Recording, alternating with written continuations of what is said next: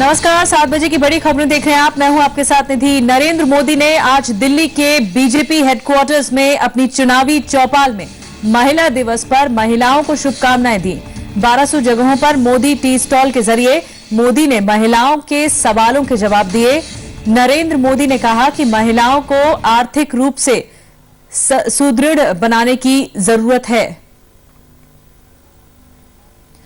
तो ये मोदी की लेडीज स्पेशल चाय थी और चाय पर चर्चा की कोशिश है नरेंद्र मोदी की, और नाम भी कुछ ऐसा ही रखा गया है, चाय पे चर्चा नमो।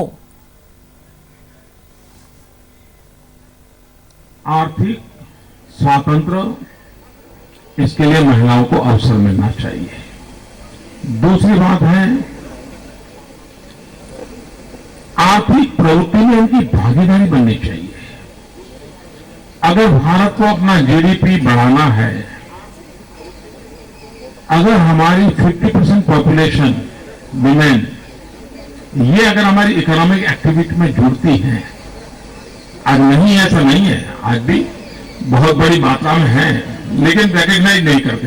जैसे एग्रीकल्चर, पशुपालन, टीचिंग, नर्सिंग, ऐसे कई क्षेत्र हैं जिसमें है, लेकिन ये संख्या बहुत बढ़ सकती है और बहुत बड़ी मात्रा में इसका उपयोग हो सकता है।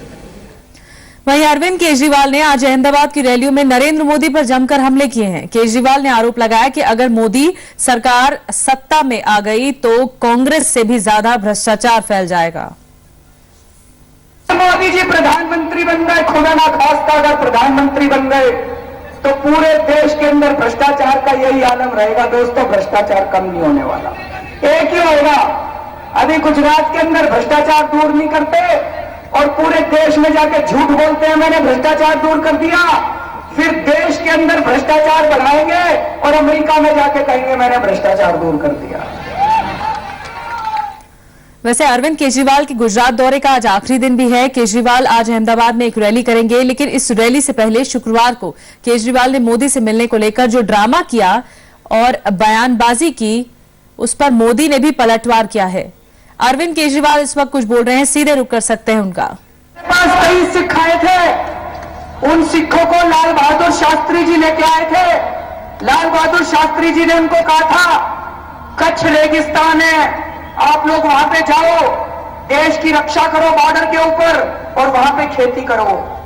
उन सिखों ने मेरे को बताया कि अपना खून पसीना एक करके हम लोगों ने वहां पे खेती करनी चालू करी है। और अभी 2010 में मोदी जी ने आके ऑर्डर पास कर दिया कि जितने बाहर के लोगों ने गुजरात के अंदर जमीनें ली हैं, उन सबकी जमीनें छीनी जाएंगी। कई और लोग भी मेरे पास आए, उन्होंने कहा जी ये कह रहे पर प्रांतीय, ऐसे ही होता ना पर प्रांतीय। पर प्रांतीय मतलब बाहर का आदमी। बाहर के जितने लोगों ने 40 साल पहले 50 साल पहले भी अगर गुजरात में जमीन ली थी तो उन सबकी जमीनें वापस ली जाएंगी। ये तो गलत है जी, इसके अंदर कुछ ना कुछ बदबू आ रही है। क्या? मैंने उन सिखों से पूछा, मैंने कहा कितनी जमीन है तुम्हारे पास? कहता है जी सारे परिवार मिला लो तो 1 लाख एकड़ है। मैंने कहा कितना मार्केट रेट है? कहता है जी 5 लाख रुपए एकड़। 5000 करोड़ रुपए की जमीन है। इसका मतलब मोदी जी को लग रहा है इनकी जमीन छीन के 1 रुपए के हिसाब से अडानी को दे दूंगा मैं। नहीं, गलत तो नहीं कह रहा? कुछ ना कुछ जमीनों का घोटाला है, कुछ ना कुछ बहुत बड़ा जमीनों का घोटाला है। दोस्तों, मैं कच्छ में गया 2005 में, नर्मदा का जो बांध है उसकी हाइट बढ़ाई गई थी। इसलिए बढ़ाई गई थी ताकि कच्छ वालों को पानी मिल सके। आज 8 साल हो गए, कच्छ के लोगों को एक बूंद पानी नहीं मिला है। मैंने पूछा जी क्यों नहीं मिला? कहते जी सारा पानी इन्होंने डाइवर्ट करके कुछ इंडस्ट्रीज को दे दिया। वहां लोगों के पास पीने को पानी नहीं है, वहां लोगों के पास खेती को पानी नहीं है। आज 8 साल हो गए, लेकिन लोगों को एक बूंद पानी नहीं मिला है। और गुजरात के अंदर बेरोजगारी का यह आलम है कि अगर 1500 तलाटी की नौकरियां निकलती हैं तो 8 लाख लोग उसके लिए अप्लाई करते हैं। 8 लाख लोग अप्लाई करते हैं, इतनी बेरोजगारी है। तो अरविंद केजरीवाल लगातार हमले कर रहे हैं नरेंद्र मोदी पर, कह रहे हैं कि राज्य सरकार ने जो भी योजनाएं चलाई उसमें तमाम बड़े पैमाने पर घोटाला है।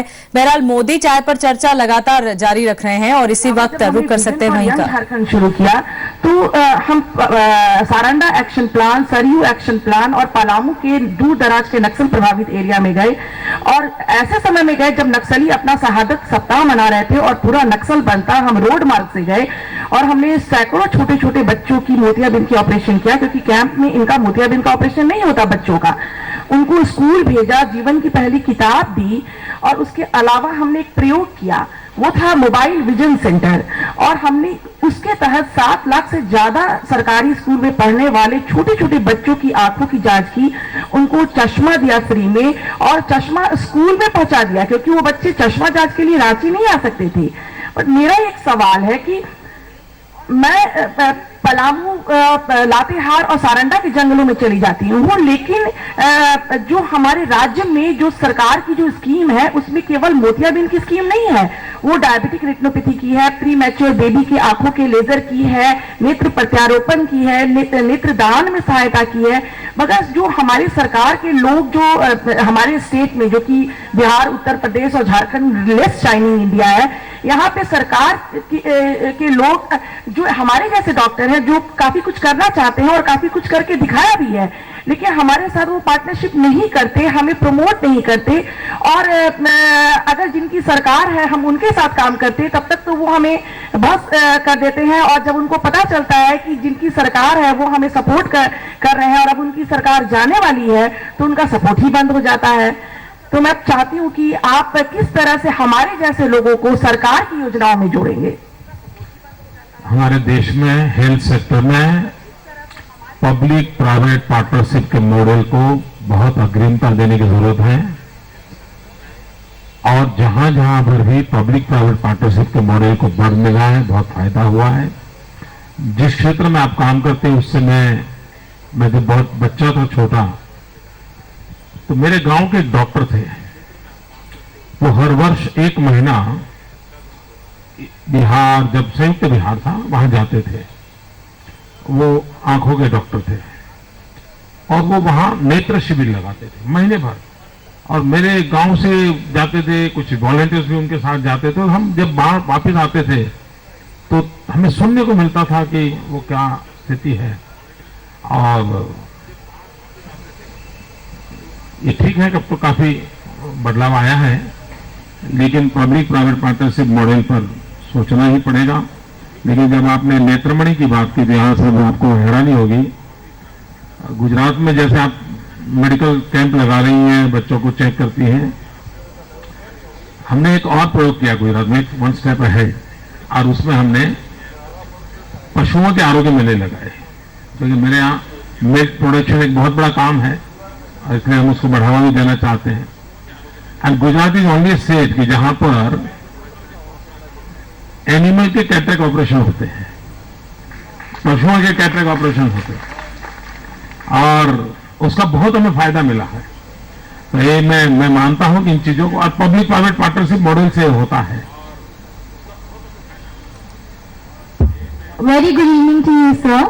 I'm wishing you all a very happy International Women's Day. Sir, I stand here today, I am the youngest girl from our country to climb the Mount Everest at the age of 19. Thank you.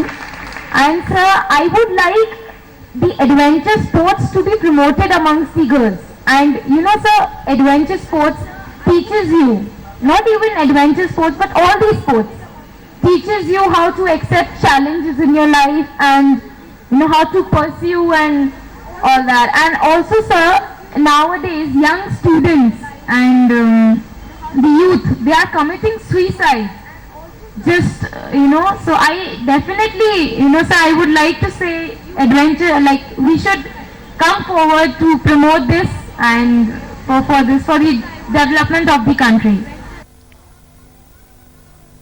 हमारा जो tourism promotion हो रहा है देश में, उसमें एक adventure tourism promotion होना चाहिए।